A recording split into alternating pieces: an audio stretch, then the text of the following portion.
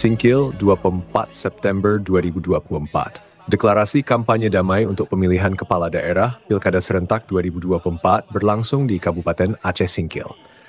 Acara yang diadakan di lapangan terbuka ini bertujuan untuk menjaga kondusivitas selama masa kampanye serta mendorong para calon bupati dan wakil bupati beserta tim sukses masing-masing untuk berkomitmen dalam melaksanakan kampanye yang aman dan damai.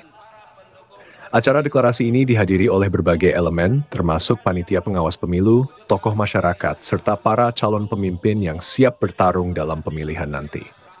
Pada panggung utama, sebuah spanduk besar terpampang jelas bertuliskan Deklarasi Kampanye Damai Pilkada Serentak 2024 di Kabupaten Aceh Singkil, sebagai penegasan komitmen seluruh pihak yang terlibat.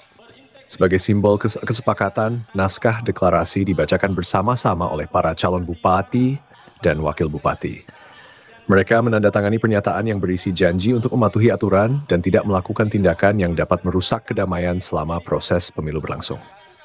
Komitmen kampanye damai ini merupakan bagian dari upaya menjaga integritas pemilu di Aceh Singkil, yang diharapkan dapat berlangsung dengan tertib tanpa konflik atau gesekan di tengah masyarakat.